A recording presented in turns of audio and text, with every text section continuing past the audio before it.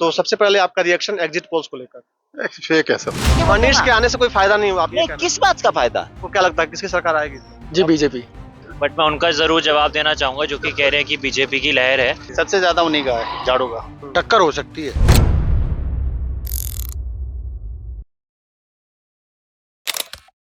दिल्ली के 70 विधानसभा सीटों पर मतदान हो चुका है और कैंडिडेट्स की किस्मत ईवीएम में कैद हो चुकी है।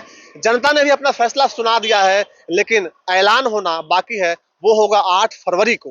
हम आ गए हैं जंगपुरा में और आपको पता है कि जो एग्जिट पोल्स आए हैं टेलीविजन चैनल्स पे, उनको लेकर जनता क्या बात कर रही है, जनता किस बात पर बहस कर रही है, हम यही जानने के लिए आए हैं जंगपुरा। मनीष सिसोदिया यहाँ से उम्मीदवार है, आपको पता है, आम आदमी पार्टी की तरफ से।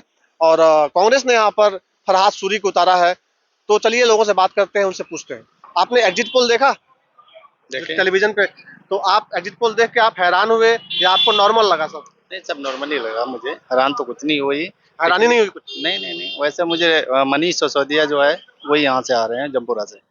तो आप ईमानदारी से बता दीजिए कि सबसे ज्यादा वोटिंग इस यहाँ पे किसके लिए हुई है? सबसे ज्यादा उन्हीं का है, झाड़ू का। मतलब एक तरफा है कि टक्कर में? टक्कर में ही है, एक तरफा नहीं, टक्कर में ही है, उन्हीं का है। बराबरी हुई है। बीजेपी को भी बहुत वोट डली है और आम आदमी पार्टी को भी डली है और यहाँ तक कांग्रेस को भी ठीक ठाक डली है वोट। टक्कर हो सकती है। तीनों में टक्कर है अभी? हाँ जी, यहाँ पे बे जो हमारे लिए काम करेगा हमने उसी को वोट डाली है। इस इलाके में सबसे ज्यादा वोटिंग किस पार्टी के लिए हुई है? बीजेपी के लिए हुई जी। एक नंबर पे बीजेपी, भारतीय जनता पार्टी के लिए हुई है। सिसोदिया जी? सिसोदिया जी के लिए हो सकता है 2 नंबर पे, तीसरे नंबर पे फिर फरहाद सूरी।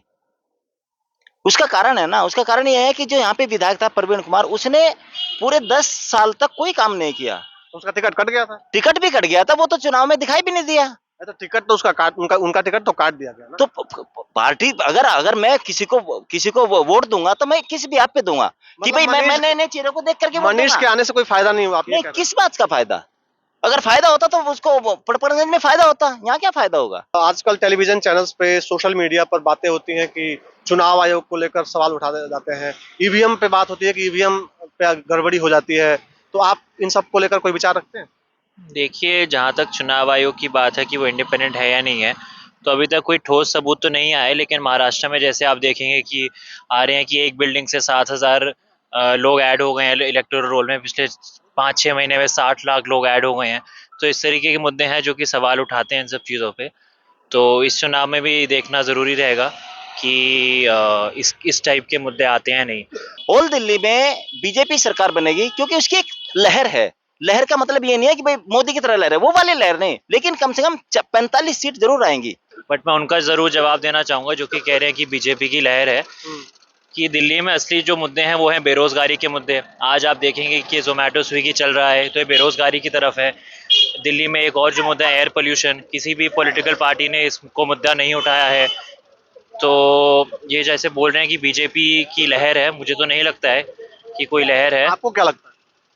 किस सवाल क्या एग्जैक्टली? आपको क्या लगता है किसकी लहर है? आप जो बीजेपी कह रहे हैं वो बीजेपी वाले हैं, आपको क्या लगता है किसकी लहर है? देखिए, लहर तो नहीं है मेरे हिसाब से। जो राजनीति है वो मुद्दों की होनी चाहिए, ना कि लहर की होनी चाहिए। जी हवा तो देखिए बीजेपी की चल रही है, लेकिन साइलेंट वोटर काफ़ी सारे हैं जो कि आम आदमी पार्टी के सपोर्टर हैं। क्योंकि कुछ लोगों से मैंने भी दोस्त सुना है कि पैसे तो वो बांट रहे, खुल के बांट रहे हैं बीजेपी पार्टी, लेकिन वोट वो आम आदमी को दे रहे हैं। आपको क्या लगता है किसकी सरकार आएगी इसमें? जी बीजेपी। ये अभी है या चुनाव आयोग पर सवाल पहले से भी उठते आए हैं? सवाल तो देखिए अभी से उठते आए हैं, लेकिन वही है कि अभी सबूत भी मिलने लगा है और अभी तक चुनाव आयोग से कोई ठोस जवाब नहीं आया है कि ये जो नंबर जो आ रहे हैं इसके पीछे एग्जैक्टली कहानी क्या है। सबसे पहले तो बताइए कि वोटिंग आपके यहाँ सही से हो गई? सही से होगी, किसी तरह की कोई गड़बड़ी नहीं हुई? कोई सामने तो नहीं नजर आई। अच्छा, आप बताइए कि एग्जिट पोल्स भी आ गए और कई चैनल्स हैं, डिफरेंट उनका डेटा है। कोई बीजेपी को जिता रहा है, कोई आम आदमी पार्टी को जिता रहा है। तो सबसे पहले आपका रिएक्शन एग्जिट पोल्स को लेकर? फेक है सब। और नए हम तो पहली बार देख रहे हैं जो एग्जिट पोल है। सब फेक? हर बार फेक है। एग्जैक्ट पोल होता क्या है, होता है रिजल्ट क्या आता है, सब डिफरेंट है। लेकिन सही भी तो होता है सर। अब कितने टाइम से आप तो ठीक आ नहीं रहा है। महाराष्ट्र का गलत आ गया है, हरियाणा का गलत आ गया है, अब दिल्ली का देखो क्या होता है। मतलब विश्वास नहीं है। विश्वास मतलब क्रेडिबिलिटी खत्म हो गई, आप ये कह रहे हैं? हाँ। वो कुछ भी दिखाएं, कोई पता नहीं क्या है। मानते हैं इलेक्शन कमीशन फेयर है या पक्षपात कर रहा है? फेयर नहीं है, फेयर नहीं है, पक्षपात है। क्यों लगता है आपको? सामने दिख रहा है, प्रत्यक्ष के ऊपर मान क्या। आप भी यही मानते हैं सर? हाँ जी, मैंने कितने इलेक्शन अपनी लाइफ में देखे हैं कि जिस टाइम वोटिंग खत्म हो जाती है 1 घंटे के अंदर इलेक्शन कमिश्नर बता देता था भाई इतने % वोटिंग हुई है। अब तो 2-2 दिन नहीं बताते कितनी वोटिंग हुई है कितनी। मैं बाकी एरियाज का तो कुछ कह नहीं सकता, बट मेरे एरिया में तो फ्री एंड फेयरली हुआ है सारा। बाकी एरियाज में तो मेरे को इतना कोई आइडिया नहीं। ईवीएम, अब देखिए, अब ईवीएम को लेकर हर बार बात होती है, कोई हारता है तो कहता है कि ईवीएम में दिक्कत है, जीत गया तो ठीक है।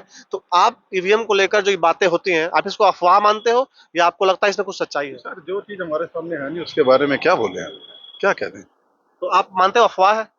नहीं नहीं, ना अफवाह बोल सकते हैं, ना उसे ठीक मान सकते हैं, ना गलत मान सकते हैं। कंफ्यूजन ही है, मतलब हो भी सकता है, नहीं भी हो सकता है। जो भी है। अगर अफवाह भी है तो क्लियर करना चाहिए इलेक्शन कमिश्नर को, विश्वास दिलाना चाहिए पब्लिक का, विश्वास चाहे किसी का भी है, डाउट है तो डाउट क्लियर होना चाहिए। पूर्व डिप्टी सीएम मनीष सिसोदिया का ये इलाका है, यहीं से वो चुनाव लड़ रहे हैं, जंगपुरा। तो इस बार देखना होगा कि जंगपुरा की जंग में कौन आगे निकलता है। फिलहाल हम जनता की आवाज आपको सुना रहे थे, जनता से पूछ रहे थे उनके तमाम मुद्दे और ईवीएम को लेकर वो क्या सोचते हैं, एग्जिट पोल्स को लेकर वो क्या सोचते हैं। इस वीडियो में इतना ही, आप देखते रहिए बिंदास बोल दिल से।